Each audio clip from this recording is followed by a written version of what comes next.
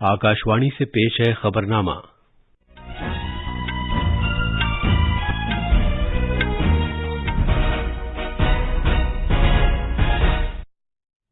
आदाब। खबरनामे के साथ मैं अर्जुमंद अली खान। पहले इस वक्त की खास खबरें। वजीर खारजा एस जयशंकर ने ब्रिक्स मुल्कों पर जोर दिया है कि वो यूएन सलामती कौंसिल की इस्लाहात करने और दहशतगर्दी से निपटने के लिए खुलूस नीयत के साथ कोशिशें करें। भारत ने बैलिस्टिक मिसाइल अग्नि 1 को तरबियत के लिए कामयाबी के साथ दागा।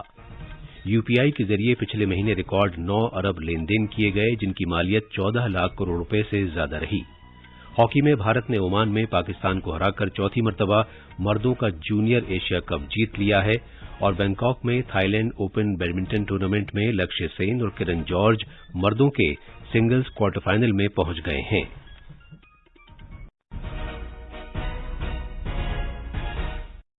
अब खबरें तफसील से।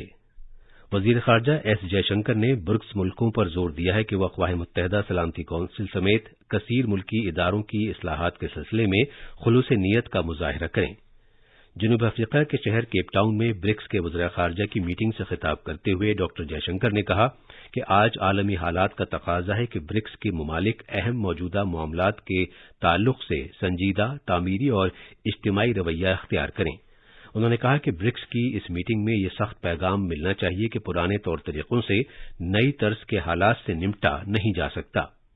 वज़ीर खारजा ने कहा कि भारत ने जनूबी खित्ते की तरक्की पजीर और कम तरक्की याफ्ता मुल्कों की आवाज बुलंद की है ताकि इन मामलात को G20 के सामने लाया जा सके। डॉक्टर जयशंकर ने कहा कि सभी मुल्कों को चाहिए कि वो दहशतगर्दी की लानत के खिलाफ पुरअज़्म इक़दामात करें, जिसमें सरमाया फराहम करने और प्रोपेगेंडे की रोकथाम भी शामिल है।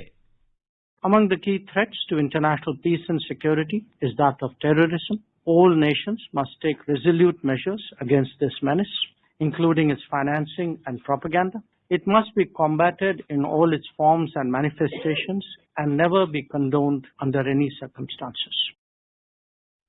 ब्रिक्स में ब्राजील, रूस, भारत, चीन और जनूब अफ्रीका शामिल हैं, जो दुनिया के 5 सबसे बड़े तरक्की पजीर मुल्क हैं। नेपाल के वजीर आजम दिल्ली में अपनी मसरूफियात के बाद आज मध्य प्रदेश जा रहे हैं, जहां वो 2 दिन रहेंगे। रियासत के वजीर आला शिवराज सिंह चौहान हवाई अड्डे पर नेपाल के वजीर आजम का खैर मकदम करेंगे। पेश है एक रिपोर्ट। नेपाल के वजीर आजम पुष्प कमल दहल प्रचंड इंदौर पहुंचने के बाद उज्जैन और महाकाल भी जाएंगे। वो इंदौर की सफाई सुथराई मुहिम के बारे में बातचीत के साथ साथ ठोस फाजिल मादों के बंदोबस्त से मुताल्लिक प्लांट के कामकाज का जायजा लेंगे। सफाई सुथराई के एतबार से इंदौर शहर को पिछले साल से लगातार मुल्क में पहला मकाम हासिल होता रहा है। जनाब प्रचंड इंदौर में टीसीएस और इन्फोसिस खुसूसी इख्तिसादी जोन देखने भी जाएंगे। नेपाल के वजीर-ए-आज़म के दौरे के मौके पर मध्य प्रदेश के आर्ट और कल्चर की झलक भी पेश की जाएगी। भोपाल से संजीव शर्मा की रिपोर्ट के साथ खबरनामे के लिए मैं शबाना रहमान। नेपाल के वजीर आजम भारत के 4 दिन के दौरे पर बुध के रोज नई दिल्ली पहुंचे हैं। उन्होंने वजीर आजम नरेंद्र मोदी के साथ बातचीत की। इसके बाद भारत और नेपाल ने मुख्तलिफ शोबों में 7 समझौतों पर दस्तखत किए। नेपाल के वजीर आजम पुष्प कमल दहल प्रचंड ने कल शाम सदर जमहूरिया द्रौपदी मुर्मू और नायब सदर जगदीप धनखड़ से मुलाकात की। बाद में नामनिगारों को जानकारी देते हुए खारजा सेक्रेटरी विनय मोहन क्वात्रा ने कहा कि भारत की पड़ोस पहले पॉलिसी के तहत नेपाल को बहुत खास मकाम हासिल है। Nepal occupies a very special place under India's Neighborhood First policy. Our relationship with Nepal is unique and characterized by open borders and civilizational ties that are anchored in our shared cultural and religious traditions, manifesting as strong people-to-people linkages, including those of kinship. खारजा secretary ने कहा कि बातचीत के दौरान वजीर आजम नरेंद्र मोदी और नेपाल के उनके हम मनसब ने जामे, तामीरी और मुस्तकबिल को सामने रखकर तबादला ख्याल किया ताकि बाहमी ताल्लुकात को आगे ले जाया जा सके। जनाब क्वात्रा ने कहा कि बातचीत के दौरान बाहमी इश्तराक के तमाम तर पहलू ज़ेर गौर आए। भारत ने कल ओडिशा में एपीजे अब्दुल कलाम जजीरे से औसत दूरी के बैलिस्टिक मिसाइल अग्नि 1 को तरबियत के लिए कामयाबी के साथ दागा। स्ट्रेटेजिक फोर्सेस कमान ने यह आजमाइश की। दिफा की वजारत ने कहा है कि यह मिसाइल एक पुख्ता निजाम है जो अपने अहदाफ पर बिल्कुल सही वार करने की सलाहियत रखता है।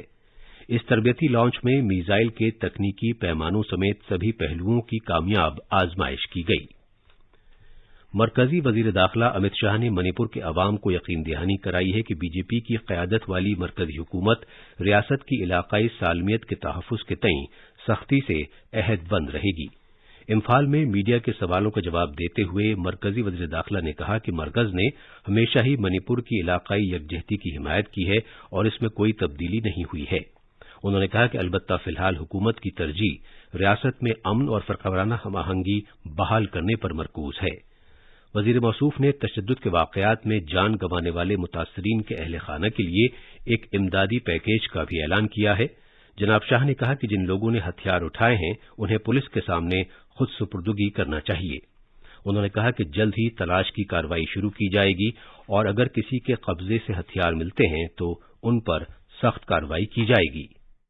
जिन लोगों के पास हथियार हैं उनसे भी मैं अपील करना चाहता हूं कि अपने अपने हथियार पुलिस के सामने सरेंडर कर दें। पुलिस कॉम्बिंग ऑपरेशन करेगी और कॉम्बिंग ऑपरेशन करने के बाद जिनके पास से हथियार मिलेंगे उन पर कठोर न्यायिक धाराएं लगाई जाएंगी। मैं सभी सिविल सोसाइटी ऑर्गेनाइजेशन से भी निवेदन करना चाहता हूं कि अफवाहों पर ध्यान न दें। समय शांति बनाने का है तो आप लोग कृपया दोनों साइड से शांति बनाने का, चर्चा का और सद्भाव बढ़ाने का माहौल बनाए।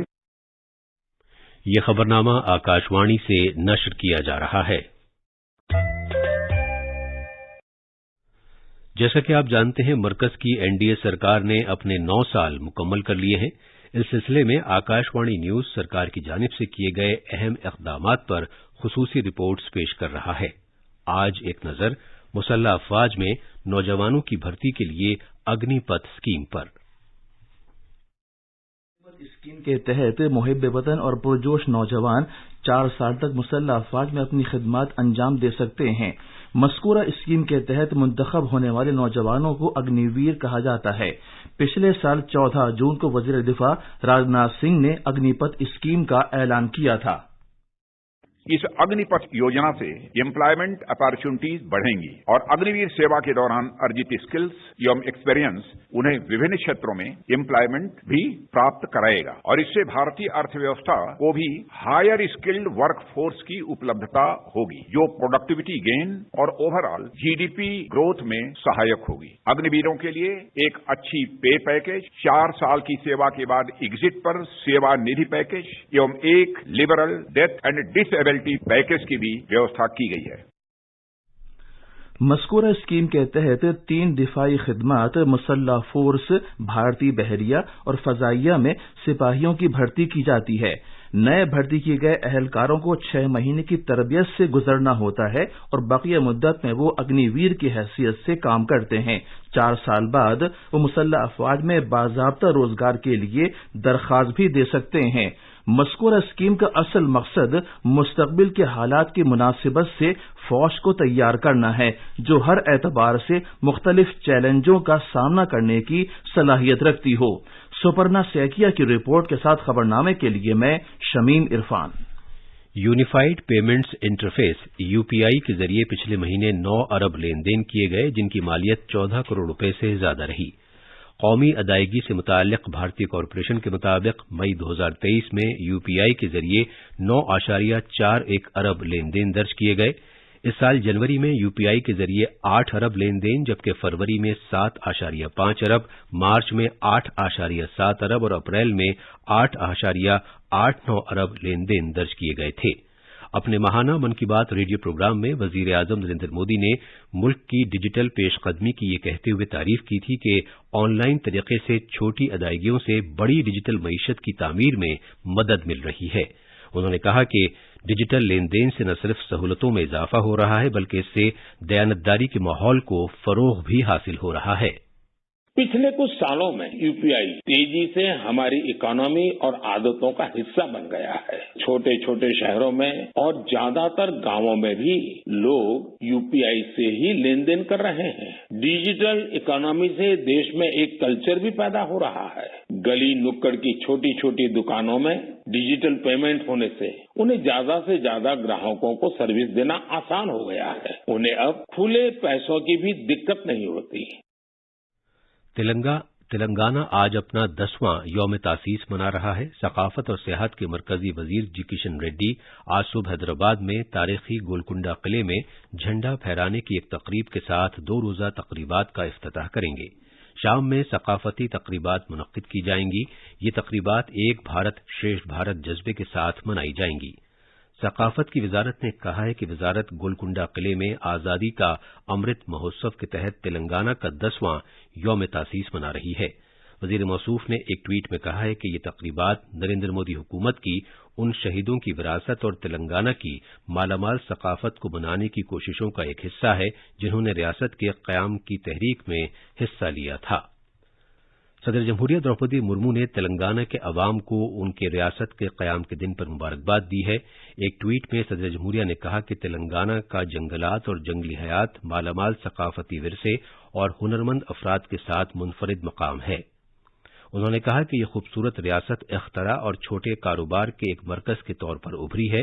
صدر جمہوریہ نے تلنگانہ کی مسلسل ترقی اور خوشحالی کے لیے بھی نیک خواہشات پیش کیں۔ ہاکی میں کل رات عمان کے سلالہ میں مردوں کے جونیئر ایشیا کپ 2023 کے سنسنی خیز فائنل میچ میں بھارت نے اپنے روایتی حریف پاکستان کو 1 کے مقابلے 2 گول سے ہرا دیا۔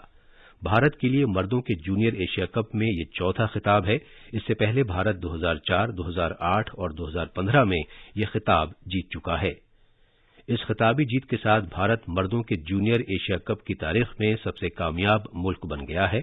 پاکستان اس ٹورنامنٹ میں 3 خطاب جیتنے کے ساتھ دوسری سب سے کامیاب ٹیم ہے، لیکن اس نے اپنا آخری خطاب 27 سال پہلے 1996 میں جیتا تھا۔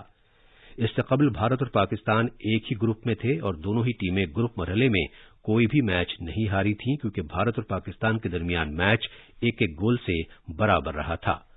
البتہ بھارت گول کے فرق کے اعتبار سے گروپ میں سر فہرست آنے میں کامیاب رہا اور پاکستان دوسری پوزیشن پر رہا۔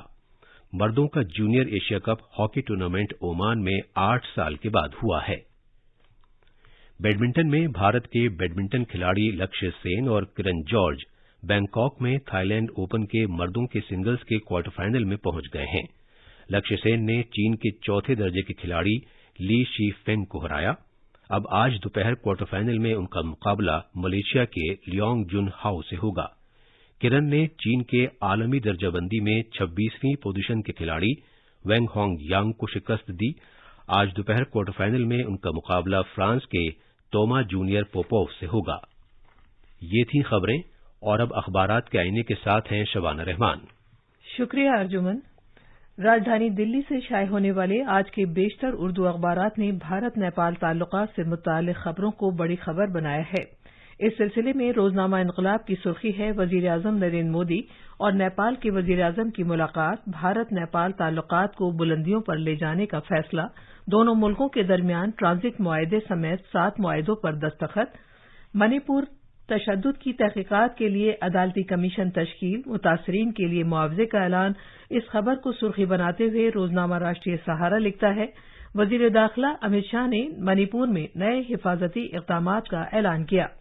صحت کے وزیر ڈاکٹر منسکھ مانڈویہ کا یہ بیان بھی روزنامہ ملاپ اور پرتاپ سمیت کئی اخباروں میں نمایاں ہے کہ بیماریوں کو دور رکھنے کے لیے معیاری اور غذائیت سے بھرپور کھانا ضروری ہے۔ اور اب آخر میں خاص خبریں ایک بار پھر۔